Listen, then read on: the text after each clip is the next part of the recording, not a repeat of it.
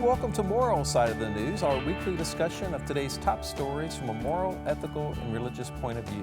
I'm Sean Kalin with the WHAS Crusade for Children, and I'm joined today, as always, by a distinguished panel of local religious leaders.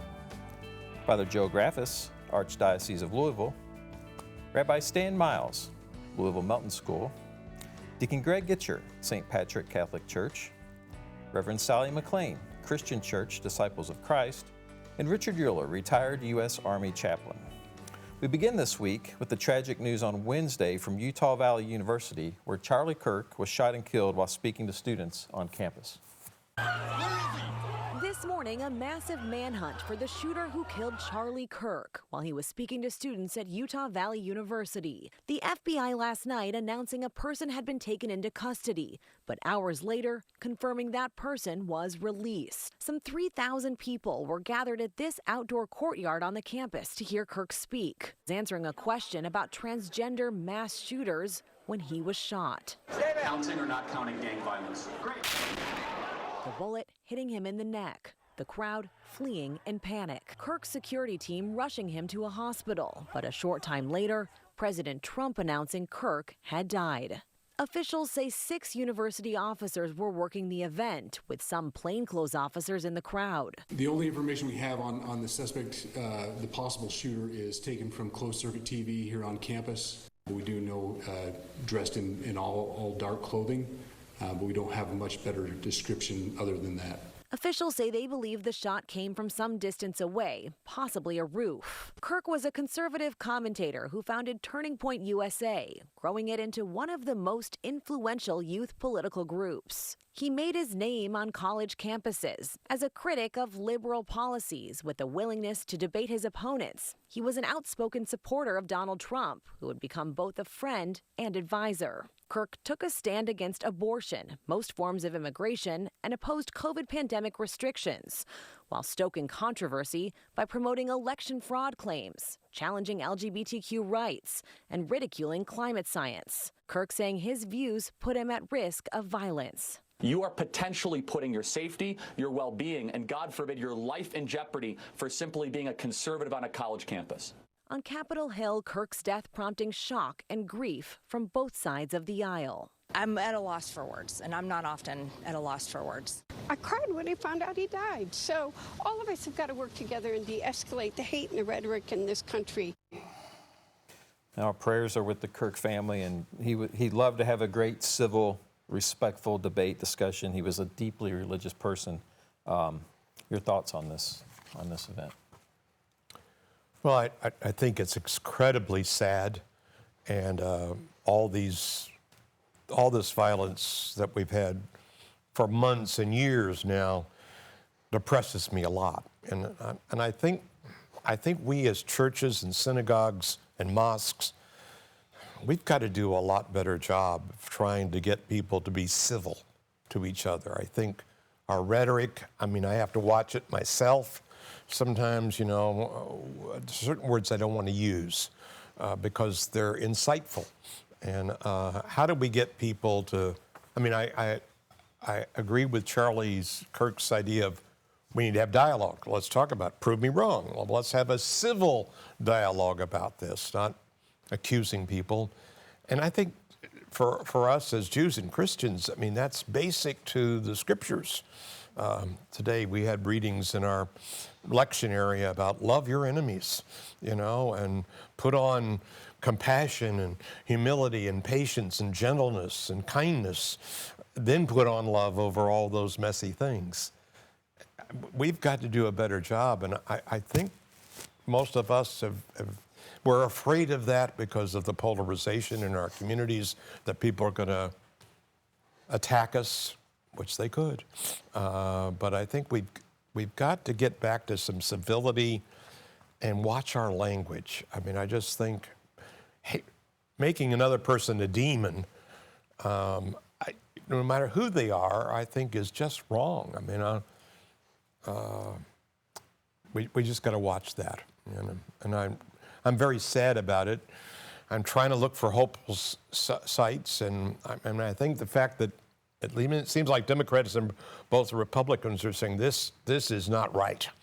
And I think those on the far right and the far left, extremists, are causing a lot of these problems. And how do we find a middle ground, a common good? We need to begin talking with one another. Amen. As we're doing in this program, and not talking at each other. It's this guy, 31 years old, 2 little kids. I mean, I grieve for the family. It just, so much is lost to them. And also, the prevalence of assault weapons, things of that nature. He was shot from 100 or 200 feet away. Those types of weapons, they shouldn't be so available. And I hate to say it, but it seems like the security at the event was rather negligible. I don't know about you guys in your houses of worship, but in our houses of worship, our security is quite evident and really, sadly, paramount to us. Sadly. That about a little bit over a year ago, I do a Tuesday evening service. We have services 7 days a week, and I do a Tuesday evening service in the synagogue I'm a part of, and I came in one Tuesday night, and I'm usually the only person in the building because it's me and Zoom, and the congregation is in the Zoomosphere. But I come in and I see a SWAT team overrunning the building, and I discovered that the synagogue had been swatted, told that there was an active shooter in the building who said that they were going to do harm to themselves and others. And of course, there was nothing there, but it was sort of a trauma. So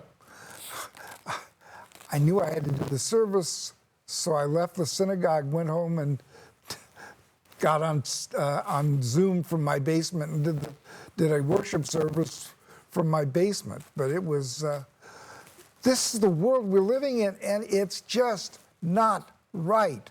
It's not the world that any of us ever wished for ourselves, or God forbid for our children or grandchildren. And we got to realize that we need to turn down the rhetoric and correct the deficiencies. Last night, I had someone tell me that in the past decade that I had really changed because all of a sudden I was paying attention to politics, and it seemed to make me a lot angrier than I had been before. And in thinking about that, I remember getting a phone call from my best friend who, when we had a president, was saying, I hate him. And I thought, where's that coming from? You know, it didn't even register with me, except it kept going. And finally I said, if you're going to keep up this conversation, we're not talking anymore. But when you start taking freedoms away, when you start doing things like that, and then it starts to escalate, first one small freedom, then another small freedom, then another small freedom. And you wonder, what direction is it going?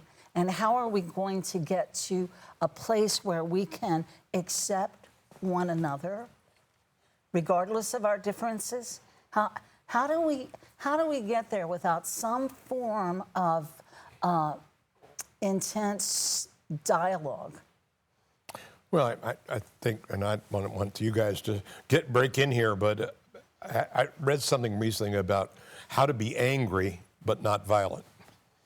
And that's not an easy thing. And obviously police officers have to deal with this a lot of times, but you know, I think sometimes we can be angry, we disagree with this policy or that theological point of view or whatnot, but you still need the other person is still a child of God, you know, and all that kind of stuff. And that's a really tough balance for some people sometimes. I can remember in our congregation, there was this man, and we stood opposite in every direction. And so I would say, we're going to exchange name tags when we go into a meeting, because you're going to stand up and say that, and you're going to say that in my name, so maybe you won't stand up and say it. But, you know, and he's long since dead, but I would love to see him again. I mean, he was one of my favorite people. So I think if we can somehow get to that kind of rapport, but it's not easy. Yeah, I think the leadership has to step up too, because we've seen a lot of our political leaders get on these news blurbs and cursing like I've never seen them curse before. I don't know if you've all noticed that, but they drop all the bad words, you know, and knowing that they're going to be on national news, and all of a sudden they're taking this very aggressive, vicious attitude, and you know, people are listening to them. And when you call a group of people Nazis, you know, that's just like almost putting a target on them, you know, by saying something like that. And that's just one example, but we see it over and over again with the vile cuss words, and we need to take these people out, and we got to do this, and we got to show up where they eat. We got, you know, all these crazy aggressive things, and that has its effects, you know, because somebody's listening to that thinking, especially on the youth. Maybe I need to do that. Maybe I should take these guys out. Maybe God wants me, you know, whatever. So I think that the leaders have to step up, you know, to just quit doing that. And just, you know, the last time I think I remember them being together because I worked around Washington, D.C. for quite a bit, was after 9/11. You remember when they all came out and sung God Bless America on the steps, you know, Republicans and Democrats? That was a powerful moment. I certainly haven't seen anything like that in the last 25 years. Not since. No, ma'am. Yeah, that's for sure. Well, certainly a sad day for conservatives, and a heinous act to silence a conservative. But what kind of, I don't know if I should say the word disturbed or what. I mean, a little bit dismay over some of the comments that were made by some of those commentators, because I virtually watched, I think, every news outlet when he sent the update. But one that said, "I'm not sure it's safe to be an outspoken conservative walking around in America right now." But then somebody on another network said, the message sent was, "It's dangerous to speak your mind. They can kill the messenger, but the message will go on." And the one who lost his job said he is constantly sort of pushing this sort of hate speech aimed at certain groups. And I go back to hate thoughts lead to hate words, which then lead to hateful actions. And you know, that's, I don't know if you can call it disturbing or not with some of the things. But nowadays you have to figure out, you know, you have the First Amendment, can say, you know, have the freedom of speech, but you got to wonder, what speech are you able to say in this day and age? Well, I think it has some limitations in the sense where you're free to have your opinion, but when you're destructive of someone else, you know, I think just words, how we use words about immigrants, how we use words. I mean, you know, and I certainly believe there's racism in our country, but I don't even like to use the word racist because it has so much connotations.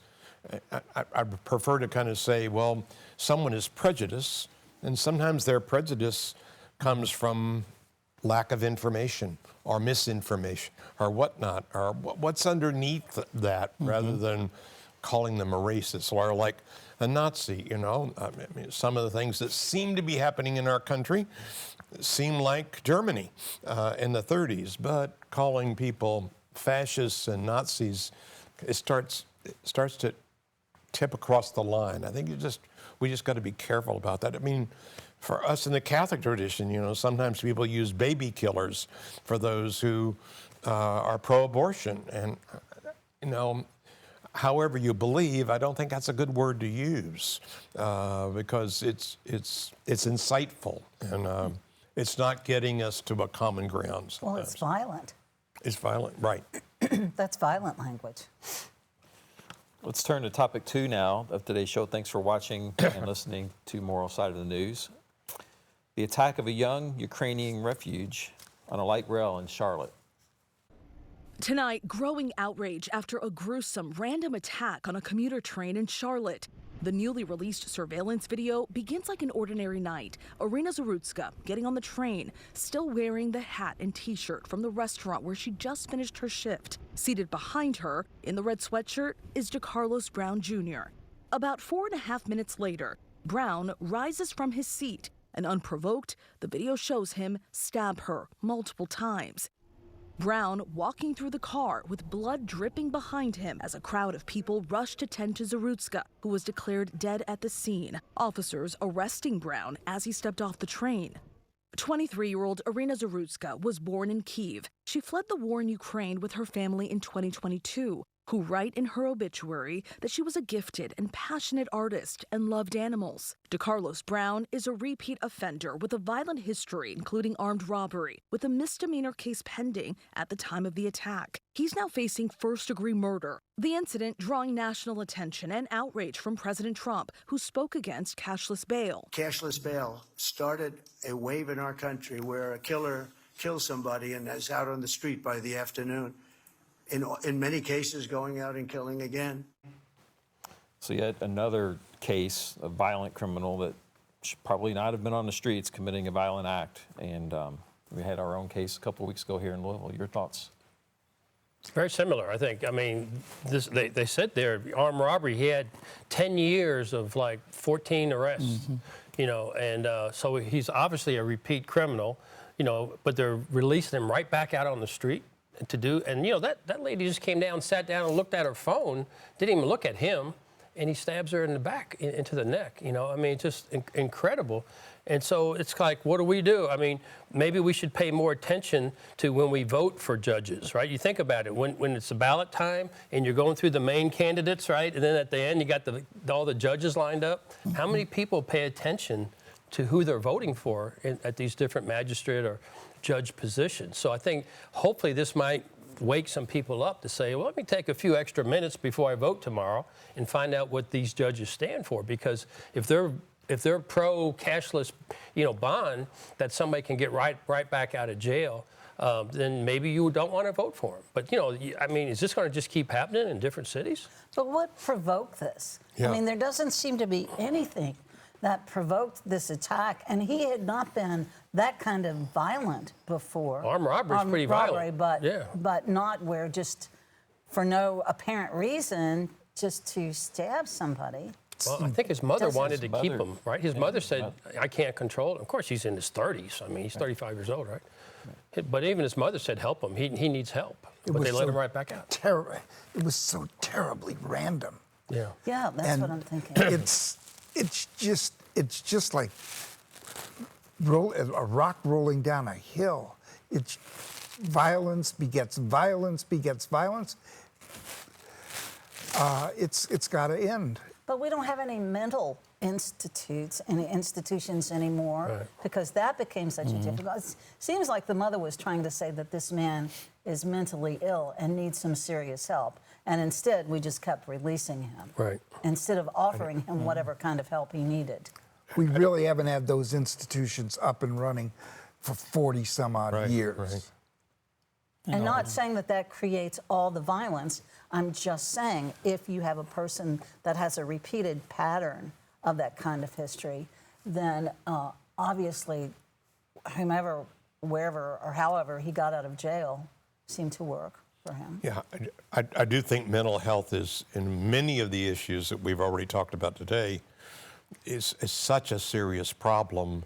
And how are we dealing with that? It doesn't seem to be. I mean, we have a lot of professionals, but how do families look out for these people? Or, you know, some of the shooters that we've had, you know, what they put online are your friends looking at this? And are we looking at things like that? Are we looking out for one another? I mean, when people are mentally sick, it's hard for a lot of people. Well, I want to avoid it, you know, so, and that isolates them further. And then trying to find them aid, you know, a lot of times they're on addictions where they can't get over it. But mental health is one of the key issues in all of this, and it seems like if there's anything we need to be spending more money on, nationally and locally and statewide, is mental health resources and how to get them. I know recently some of us have been working with the police department to have mental units traveling with them because police officers can't be experts on all of that stuff. And it seems to be working, and the police seem to be saying this has been helpful. Someone who can recognize what the mental illness might be and trying to de-escalate them sometimes. Yeah, this was a knife, not a gun. Yeah, right. It's a pen knife. Yeah. And it just seemed to be knife. random Knife. from the pictures. Is this why in the world? I mean, it could have been anyone. It could have been our mother, our daughter, our but especially somebody from Ukraine right now with all that they've been through. Yeah, it escapes a bomb shelter in a war zone and gets killed on the subway coming home from work. But that's the key too, is working in tandem with the police department and the social workers, rather than the idea of just sending in the social workers and not the police because of defunding police and that sort of thing. I think working in tandem, because how soon we may have forgotten that there was a social worker back in '06 that was killed doing a home visit. Mm-hmm. And of course, I was still working in Army social work, and we were concerned about that as well, even though we're more of a closed community. But yeah, we still had people that lived off post. Right. So there was that type of situation. Plus, I knew other people who've been injured as a result of a home visit. So, but again, as a community and society, we need to be more recognizing, not just in our little bubbles and our little individualism, which makes us more comfortable sometimes, but are we watching out? I deal with a lot of high school kids, and I keep saying, look out for your classmates. And when someone is, saying some strange things, look out for them. Try to get them some help. Sometimes they'll listen to you, but we need not to avoid people, but help them. And that's scary for a lot of people right now. Also, the fact is, if someone looks at you and says, I'm going to kill you, this person must be taken seriously immediately, because that's watching that. I couldn't watch. I had to blink. I couldn't watch that video. The lady walked into the train car. She sat down, and then he just destroyed her. He didn't know her. He had no idea whether she was Ukrainian or what she was, and it was horrible. We've got to. I don't see. The most frustrating thing is, I don't see an answer. I see this happening over and over and over again. I just wish I could see an answer. I could say something, but it would be really sophomoric nonsense. But it just has to stop. Or just like somebody shooting kids at prayer in a church. God, I mean, and young kids and stuff like that, and intending to kill them. I mean, what can possibly go through somebody's mind to do something like that? I don't know. It's, of course, we talk about that which is demonic. I mean, and certainly the act is demonic.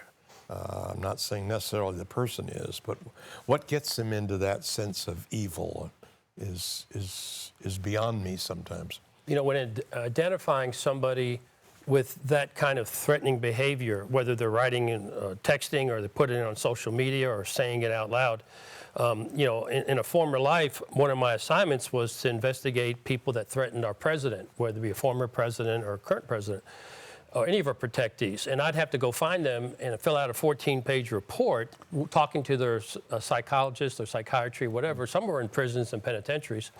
And, had to do an in-depth dive on what this person was doing and saying, and were they capable of carrying out this threat, right? But then you got into the line where, people say, well, anyone who has mental health issues or addiction should not be able to buy a gun, right? We get back to the gun issue. So they put them on a list.